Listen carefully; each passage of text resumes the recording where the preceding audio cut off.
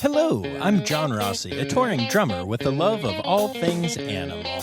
When I'm on the road, I visit as many zoos, aquariums... Hey, wait a minute. What's going on? Hey, what's going on there? Hello? Hello? We interrupt your regularly scheduled program to bring you Rossifari Zoo news. News you can use from the world of zoos and conservation. Every week, we bring you breaking news and analysis from around the globe, featuring the animals you love and the people who care for them. And here's your anchorman, John Rossi. Hi, hello, how are you? Welcome back to Rossifari Zoo News, your look at everything going on in the world of zoos, aquariums, conservation, and general animal weirdness. So, y'all, I am recording this episode as I sit in my hotel room at the Foxwoods Casino in Connecticut. And this is a place that if you are into casinos, either because you are a gambler, like my grandparents were, or because you happen to play a lot of, touring venues, which there are plenty at casinos, this is a pretty famous place. And I've always kind of wanted to play here. And the crazy thing is that I played here tonight with Under the Sun, with the show that I wrote. And we played a venue that has been played by, people as different as Frank Sinatra and Meatloaf. And it was pretty cool, man. It was actually really cool. Bringing my show to a place like this was, I've played a lot of cool venues with $1 Million Quartet and stuff, but oh yeah, this one was special, y'all. And what made it even more special is that I had some friends in the audience this evening. So Danny, Emily, and Megan, along with Emily and Megan's husbands, who are obviously three of the bird keepers at Southwick Zoo, came out to see the show. And it was so flippin' cool having my friends in front of me. Getting to see the other thing that I do, because all of these people know me from Rossifari and have never actually seen me do the thing that, the rest of the world outside of our fun little group of Rossifarians here know me for. So it was such a joyful night, and it meant so much to me to have my friends here and to be able to do the thing. And then afterwards we were out. I ran out to the lobby to see them because I knew they had to drive home. And these are people who are up early. So, I figured they'd want to get going. So I broke every rule that I normally have for myself after the show. And I went immediately out to the lobby, still in my show clothing. And I went to say hi to my friends. But we got interrupted a lot because a lot of the people were still leaving the show and stopped me to talk to me. And Danny was such a good sport and even took my picture with a fan. And I think my single favorite moment was some lady came up and slipped a $20 bill into my shirt pocket. And y'all, it was not subtle or smooth. She kind of just rubbed my boob for a little bit, but whatever. I think it's the first time I've ever gotten a tip from a touring show. So, hey, I'll take it. And it was just so fun to get to share that part of my life with some people who have come to mean just so much to me in this part of my life and in the real part of my life. Danny and Emily, y'all have been friends of mine for a long time. And Megan has really become someone special as well whenever I'm up at Southwick's. And I enjoy hanging out with them so much. And it was cool to meet Megan's husband and to see Emily's husband again. And it's just, I don't know, I'm rambling. I'm sorry, but it was just a really stinking good night. And outside of that, I know I mentioned to y'all that I have started working on the fish and invertebrate team at the Aquarium of Niagara. And this week, that included starting with the herps for the first time. So we have multiple turtles and salamanders and frogs and all kinds of good stuff. And I got to start to learn their care and feed them, which included feeding Sadie, the Florida softshell turtle, who is one of my favorite animals at the aquarium. And it was so great. And I got to do some target training with Sadie, and yeah, it was really amazing. I think of all the stuff that I've done with any like animals, either at Aquarium of Niagara or even Wildlife World. I mean, obviously the sea lion training stuff is the most exciting, but I don't know, man. I love herps. I love turtles, and taking care of them and feeding them was pretty flippin' fantastic. So that's been my life lately. Now, this episode coming up here has a lot of red panda information in it. I know, y'all are shocked.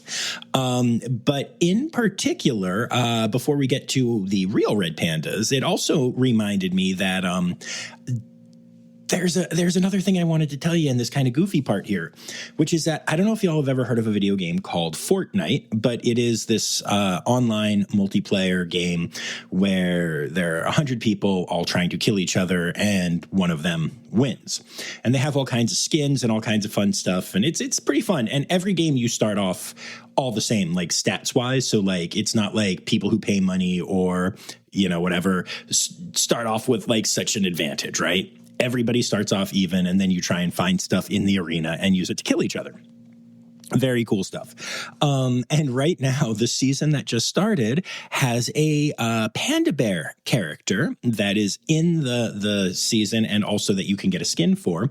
And one of the alternative skins for it is a red panda version of the character. So if you are at all into Fortnite or video games or anything like that and want to play as a gruff red panda with an eye patch, Fortnite is the place to do that. And like I said, we'll be talking a lot more about red pandas in the episode, so I guess we should get to it. But before we do that, a quick reminder that Rossifari Zoo News is a crowdsourced zoo news program, so you can make sure you follow along on the socials at Rossifari and at Rossifari Pod on TikTok, and you can tag me in any stories you think might be zoo news worthy, or email them to me, rossifaripod@gmail.com, and when you do that, whether I use them or not, I'll say your name at the end of the episode. So yay, that's very cool. Yay, fun stuff.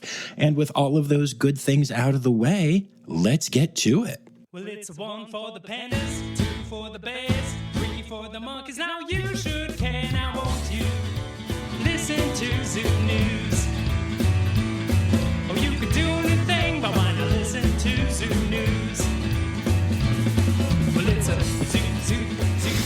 All right, y'all. So we're going to start off with a headline story, and we'll be sticking to our very red panda theme. It's not the happiest of stories, and normally when I do zoo news, I pride myself on telling the story in my own way and sometimes doing some additional digging and stuff. But in this case, it's a story that I'm very close to, and I just want to make sure that I'm honoring the facility involved and treating them well. So I'm just actually going to read their statement to you. But what I'm talking about here is, of course, Miso the red panda, an absolutely beloved red panda that Rossifari and Greensboro Science Center teamed up to have go quite viral and become very famous when she was part of the red panda kindergarten class 2 years ago now, almost 3 years ago now, right? This is the second birthing season after that one. And the Greensboro Science Center released some information about Miso this week. And so I am going to just read you that statement right now, and then I'll share some of my thoughts. In Miso's first year of life, she was diagnosed with an adrenal disorder in which she doesn't produce appropriate amounts of steroid hormones like cortisol that are necessary for appropriate function. For this reason, Miso has received ongoing care and close monitoring from our veterinary and animal care teams throughout the majority of her life. This disease, which is similar to Addison's disease in dogs, has been occasionally documented in red pandas. While her care team is doing everything they can to support her, Miso has had some difficult days recently and continues to face challenges. She was anesthetized last week for a check-in, and unfortunately her blood work at that time showed worsening signs of illness despite her current treatments. Her veterinary and animal care teams have elected to trial a new medication on her that is commonly used in dogs to treat Addison's disease, but has yet to be used in a red panda. While undergoing this treatment, Miso will be very closely monitored by her veterinary and animal care teams with adjustments made as needed. We know how much she means to so many of you. Miso is a favorite among staff and guests alike, known for her gentle nature and sweet presence. Thank you for caring about Miso as much as we do. We'll continue to share updates on her health.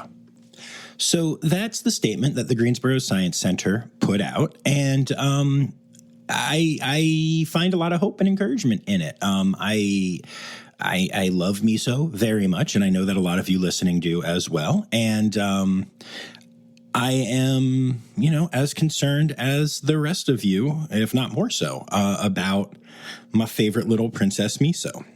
I think it's pretty cool that the veterinary and care teams have come upon the idea of using a dog medicine to try to treat a red panda. We've talked about this before, how veterinary medicine, different aspects of it will borrow from each other. And oftentimes a big part of veterinary medicine is just trying to apply what you've learned from one species to another and seeing if it works and seeing if it doesn't. And that's very cool.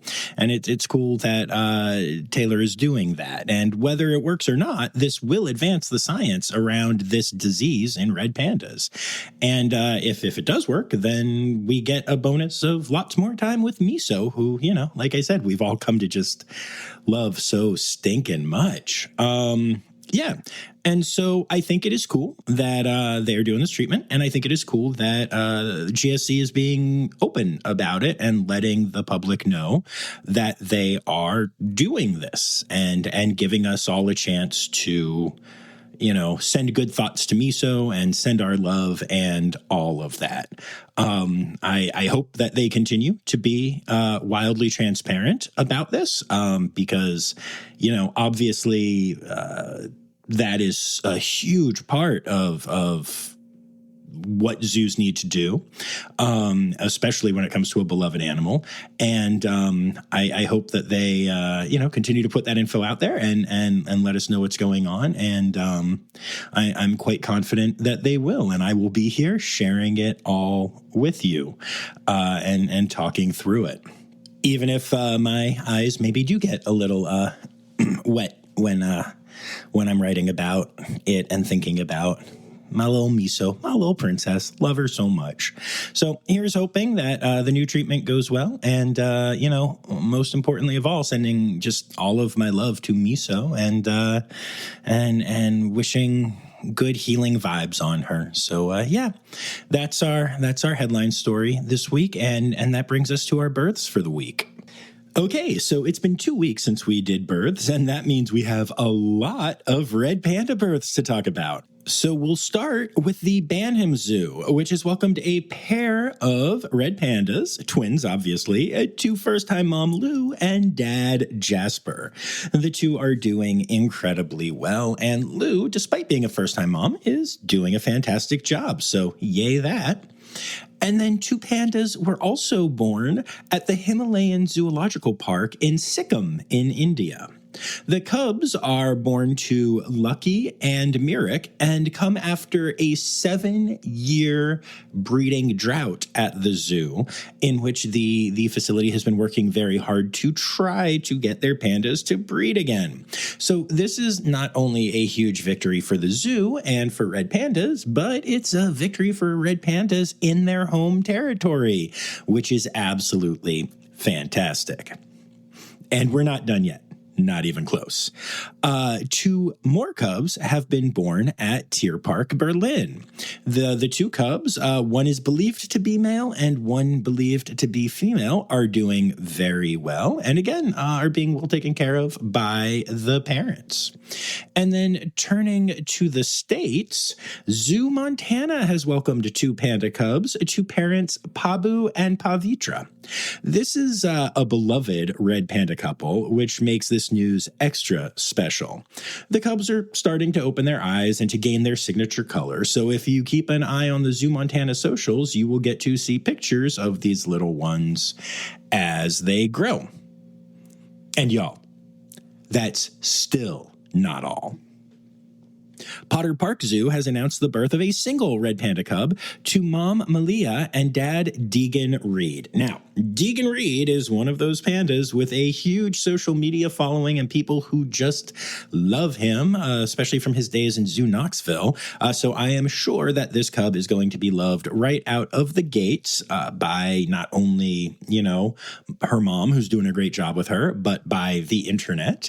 And the cub is healthy and bonding with mom behind the scenes. So lots of good news. In total, that's 2, 4, 6, 8, 9 panda cubs announced this week. I know it's the last 2 weeks, but still, I'll take it. That's very, very exciting stuff. And then moving away from red pandas, sadly, the John Ball Zoo has welcomed a snow leopard cub to the family. The little one is doing so well, and the mom is taking such good care of it that they don't really have any additional information about the little one yet because there's been no need to get any hands on. With that said, they do know one thing about it. It is absolutely adorable. The Utica Zoo, or Zootica as I like to call it, has welcomed 4 Canada Lynx kittens born to parents Denali and Jack. The zoo is holding a naming contest for the cubs currently, and all are doing well. On a side note, my parents went to Denali this week, but that's not what we're talking about here. Altina Wildlife Park has welcomed 2 maned wolf puppies to the family. Altina often sells the naming rights to animals, and these are no exception. So if you're interested, you can name the pups, who are a boy and a girl. And then last but not least in our births this week, the Nashville Zoo has announced the birth of a new clouded leopard cub. She's the 45th cloudy born at the Nashville Zoo since 1991. Interestingly, it is the recommendation of the Clouded Leopard SSP to hand rear every cub, since parents, both in human care and in the wild, are often not very good at what they do, and that is part of why the species is in a steep decline in the wild. And so as such, the little one is going to be raised in the nursery, and the Nashville Zoo is very transparent, and you can go and look in the nursery and see what's going on and watch this little one grow up. And I actually, I believe I read that 2 clouded leopards that were recently born at Tanganyika are going to be heading there so that they can all be part of a clouded leopard kindergarten, kind of like the red panda thing. I don't know if that's the right terminology, but I'm pretty excited about it. And I'm also wondering if Lemonade is one of those, because y'all know that Lemonade is a very adorable cloudy that was born at Tanganyika recently. Timeline might line up. I'm not really sure. But anyway, I'll try and find out for next week. But unfortunately, that does mean that we have to move to our deaths for the week. Blank Park Zoo has said goodbye to Raz, the male red panda.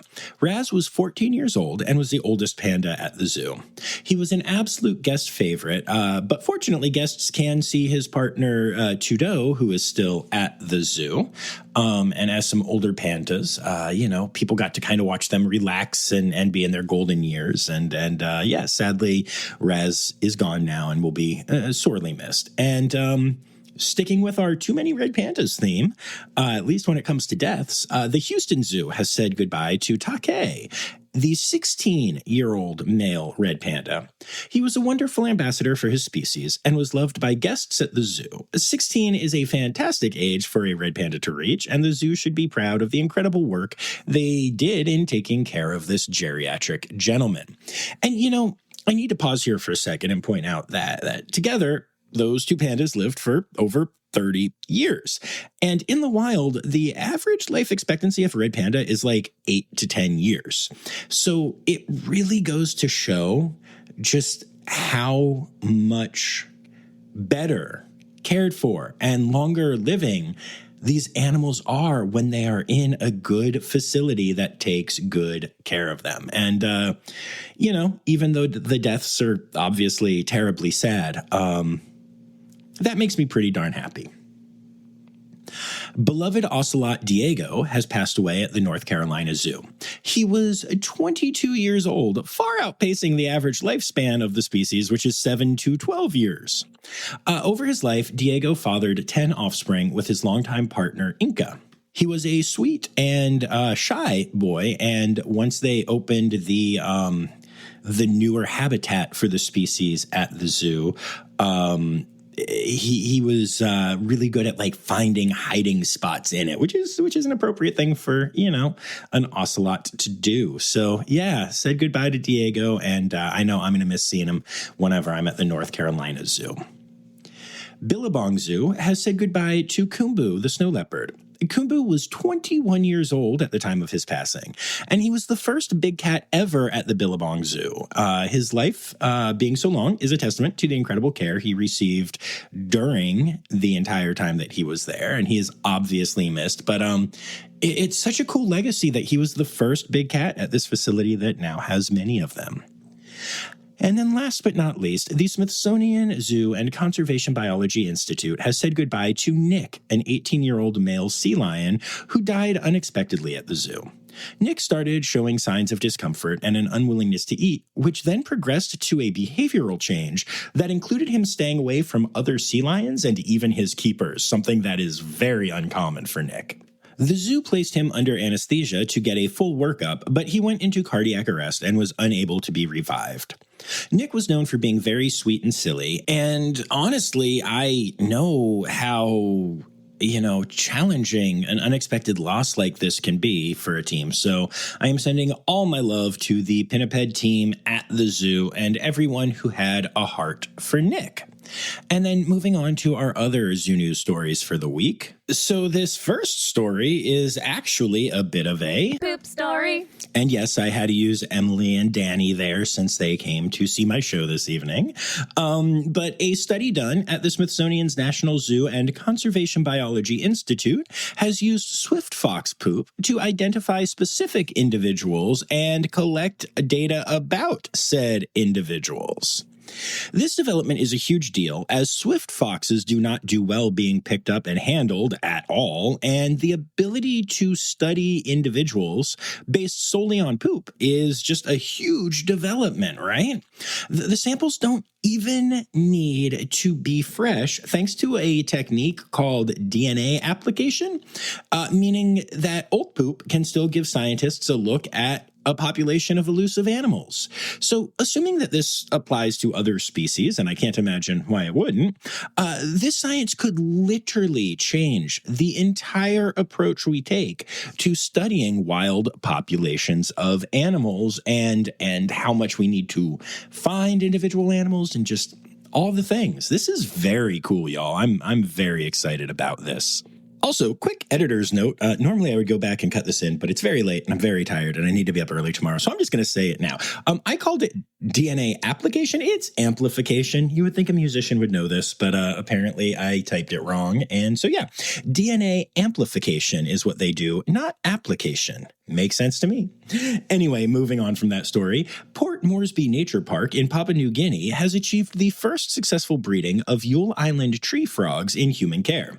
The team worked with a team at Zoos Victoria in Australia to develop husbandry and breeding techniques unique to the species.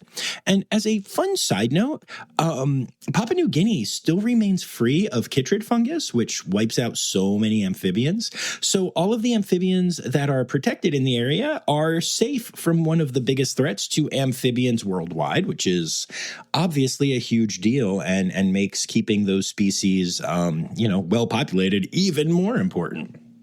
Also, Papua New Guinea has tree kangaroos. That doesn't have anything to do with the story, but I haven't talked about tree kangaroos in a minute, and sometimes that makes me sad. Okay, so this one is kind of crazy in the best way. Do you remember the story from a while ago about a cloned Marco Polo sheep that was created in an illegal breeding scheme in Montana? That story might be one of the craziest I've ever covered on here. But now that sheep, who used to be called the Montana Mountain King, that was his name, has found a new home at the Roasmond Gifford Zoo in Syracuse, New York. The sheep has been renamed Tillich, which is a great choice, not just because I'm sure the name means something cool or whatever, but because no sheep should ever be named the Montana Mountain King. And the zoo will be his forever home. And I am just so grateful to the zoo for stepping up and offering this unique animal. A home? Okay, well, he's obviously not that unique because he's literally a clone. So not unique, but you get what I'm saying. Anyway, they've given him a new and wonderful home, and that makes me really happy. And then last but not least, in the zoo news section, this next story is a super weird one, but it's something I wanted to make y'all aware of. So whenever an orca training accident happens, it gets super blown up in the media and the anti-zoo crowd just runs with it. And now the latest orca attack during a training session is doing just that in certain circles, but it never happened. There is a new video of a trainer, supposedly named Jessica Radcliffe, who supposedly gets attacked by an orca, but it is a completely AI-generated video, a total fake. As a matter of fact, there are actually multiple videos because people have started running with it and are now trying to one-up each other to see who can make even better AI videos, quote, showing the, quote, attack of, quote, Jessica Radcliffe. Seriously.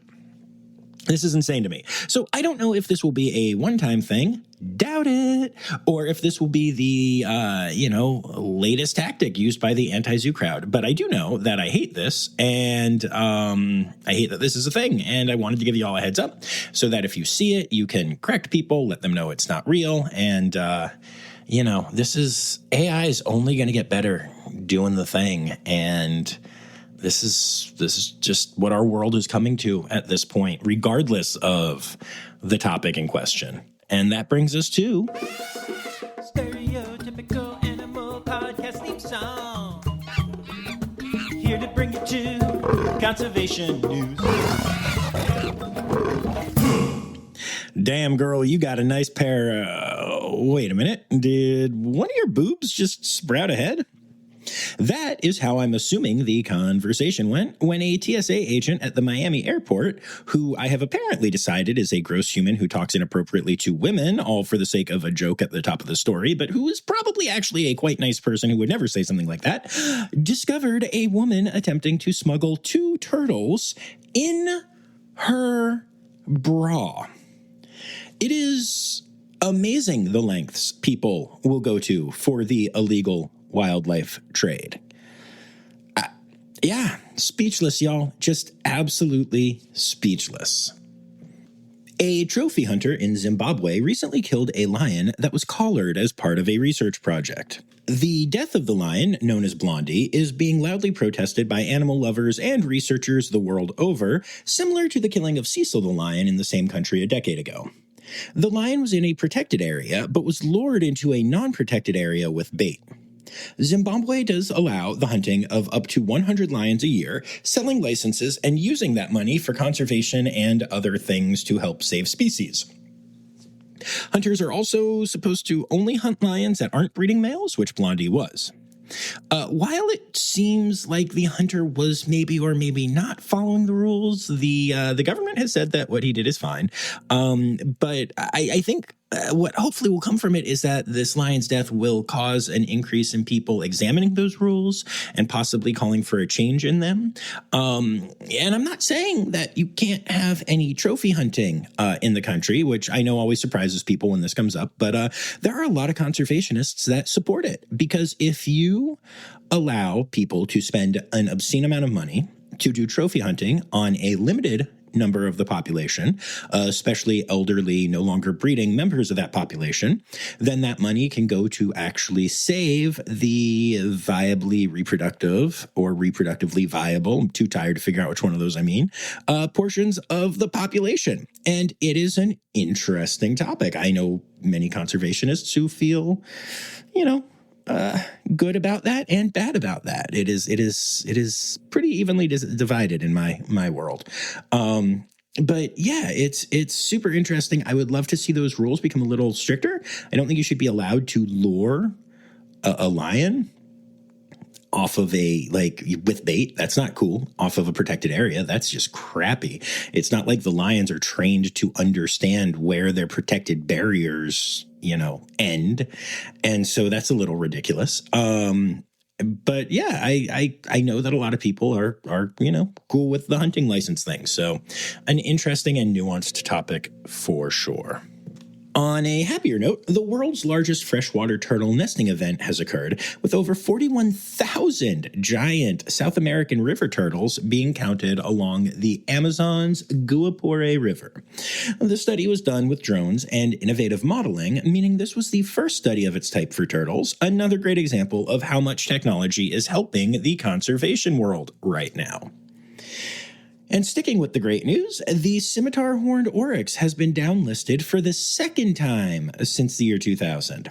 The species has gone from extinct in the wild to endangered, and this is due to conservationists and the government working together to help save the species, which is weirdly something we support here at Rossifari. Big fans of that, actually. And then last but not least in conservation news, a new genus of tarantulas has been discovered, and I'm pretty sure that those of you who sent this to me only did so because of what sets this genus apart. See, tarantulas don't technically have penises, but they have something called palps that are used to transfer sperm to the female during mating. And this new genus is characterized in part by possessing the largest male palps known in all tarantulas. So yes, if you're an arachnophobe, these spiders can make you feel scared and inadequate all at once. Exciting stuff. The new genus consists of 4 new species so far. And yes, according to your girlfriend, all of them are better than you.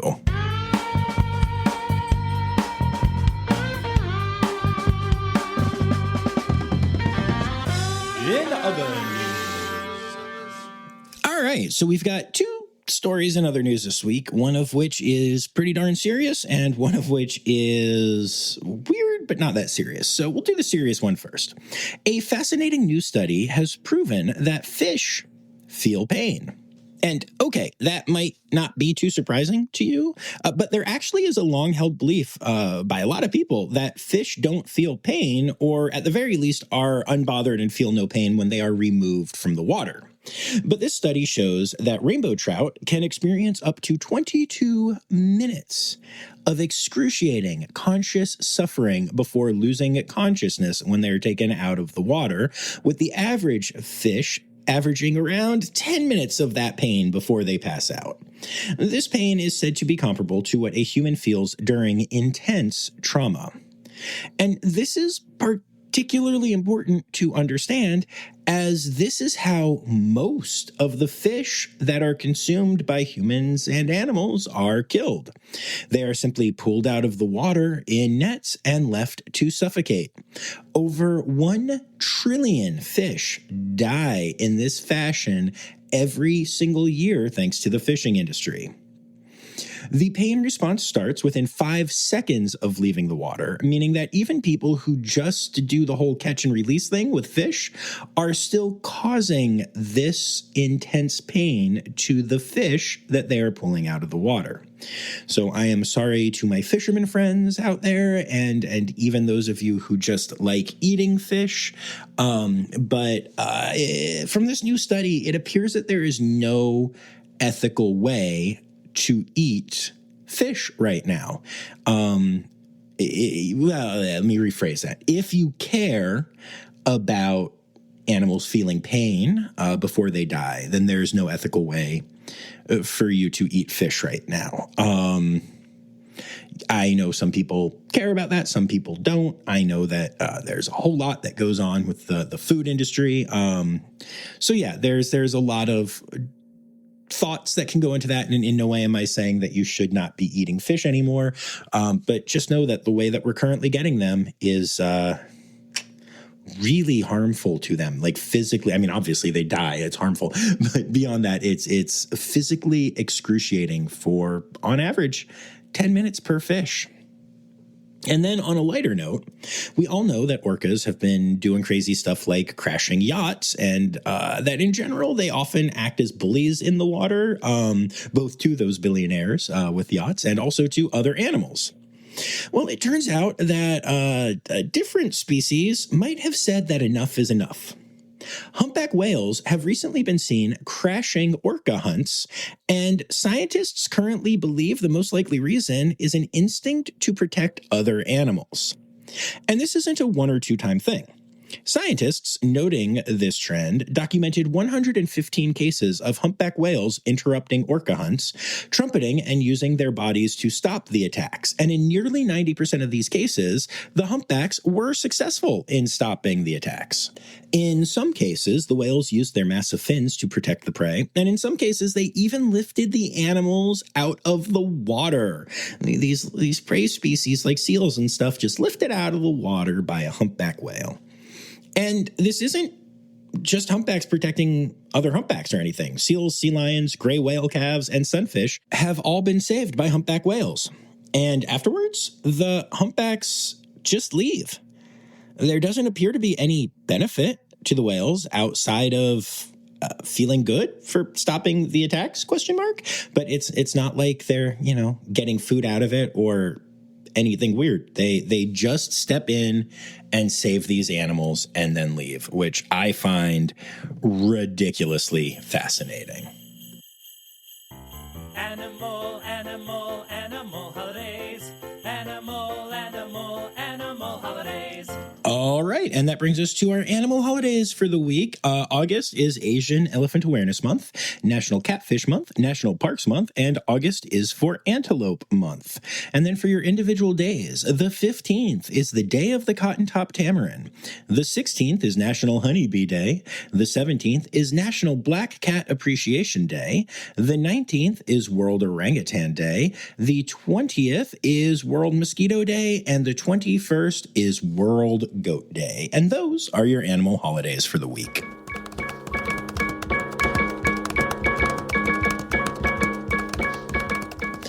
Alrighty, so there you have it, folks. Another episode of Rossifari Zoo News is in the books. I'd like to take a moment to say thank you to all of my patrons, especially my Red Panda level patrons, Dr. Laura Schenk, Dr. Stephen Williamson, Barbara Bennett, Jenny Owens, Melissa Reed, Carrie Kirkpatrick, John Lewis, who is also here for stickers, and Kevin Williams. Also, the design is not finalized yet, but those stickers that you are also here for, John, well, let me tell you, buddy, I'm really excited about this month's. If all goes well, and sometimes it doesn't in the design phase, but if all goes well, you recently heard about a pretty special okapi at Tanganyika, and we're going to have an okapi sticker this month because apparently they are real. And then on top of that, I'd like to say thank you to everyone who contributed this week. Anya Keene, Colleen Lenahan, Kim Cooley-Croninger, Carrie Kirkpatrick, Kevin Williams, Emily Rockbuck, Anna McEachran, Lizard Dunlevy, Maddie Patz, Ken Tryon, Dr. Laura Schenk, Elizabeth Chills, yes, Ali Malensky, Kay Malensky, The Malenskys. Dr. Natalie Taco, Amanda Berg, Sam Evans, Dr. Zoe Rossi, Jay Meredith, and Yoshiyoko, Barbara Bennett, Holly Page, Laura Mincy, Daniel Cohen, Melissa Reed, and Michaela Baratka. Thank you all so much for contributing to this week's episode. We'll be back on Tuesday with a brand new interview episode. And until then, remember, friends, the words newsy credits backwards are Steider Yiswen. The Rossifari podcast is produced, hosted, and engineered by John Rossi. Editing and fact-checking by John and Dr. Zoe Rossi. Our theme song is Sevens by Nathan Burke, performed by Nathan and John. Interrupting John theme and additional voices by Taylor Isaac Gray. You can reach John directly on Instagram and Facebook at Rossifari or by email at rossifaripod@gmail.com. Rossifari is part of the Daydreamer Media Network. Now, stop listening to me and go visit a zoo.